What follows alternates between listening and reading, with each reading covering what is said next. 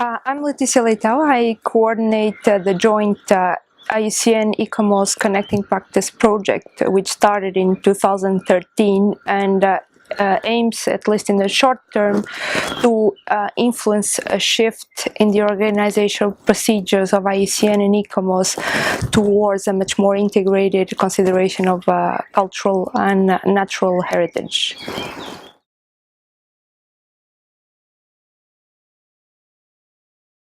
In the first phase, we mostly, as I said, wanted to test how we could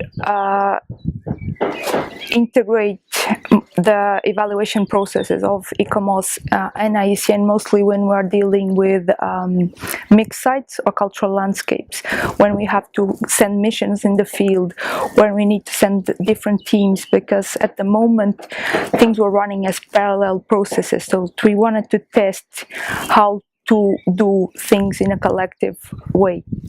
So we started in the first phase with 3 case studies: a cultural landscape in Ethiopia, a natural site in Mexico, and a cultural site in Mongolia.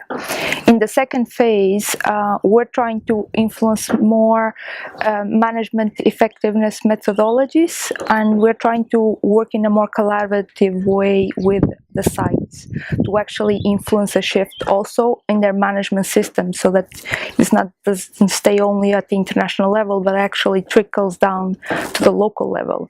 So this time we're aiming to do 2 field works, one in the rice terraces of the Philippines and the other one in Maloti, Drakensberg in South Africa.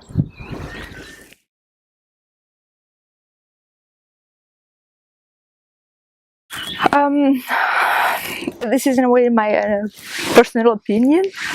A lot of these things are so entrenched within the systems, in a sense, like everything within the World Health System has become so codified, has become so political, that there's little room for introducing change, or they actually take a very long time.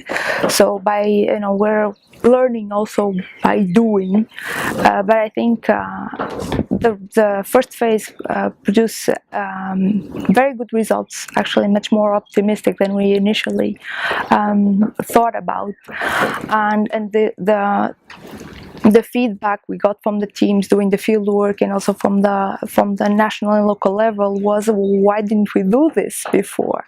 Everyone was really excited. So there was some constraints in there, but in the end it was a very good result. People really thought, that actually by looking at it in an integrated way, the results were much more applicable to the sites, what the sites need, rather than running these things in a parallel process.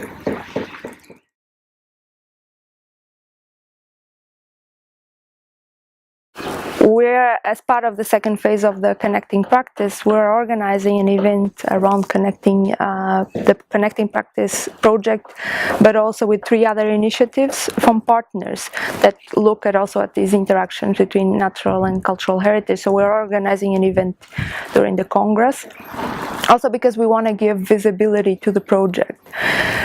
This is a quite small project, so we recognize the need to collaborate with other organizations, with other partners, so that they can use some of the lessons learned that we have from the Connecting Practice, and they start incorporating it in their own projects.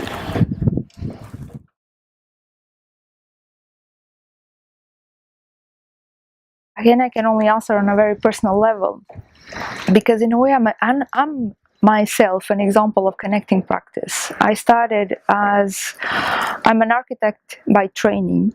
I started by working with the cultural heritage, and then I had the opportunity to work for IUCN and actually shift to the working with the natural heritage. But I remember when I started working with IUCN, a lot of people a lot of colleagues from the organization would look at me and it's like, "You're an architect, what are you doing here?"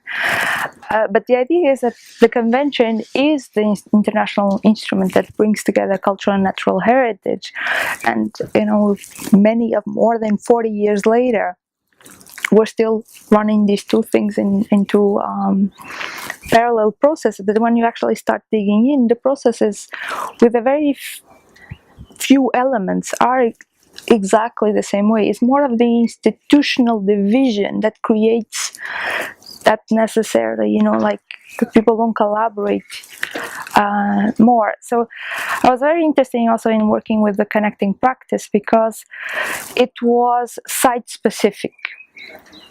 We wanted to really work directly with the sites because a lot of the work that advisory bodies do, it's always in function of the committee, always in function of the international level. So there was a sort of a disconnect in my view of how the recommendations that come on the international level trickle down to the local level. So by the connecting practice was really like, how can we link the international theory, international practices to actually have an impact on the ground? And for me, that was really the appeal of how do you link these two levels, and how we make sure that what we're trying to do actually is applied and actually benefits the sites, which are in the end, the main purpose why we have all of this system.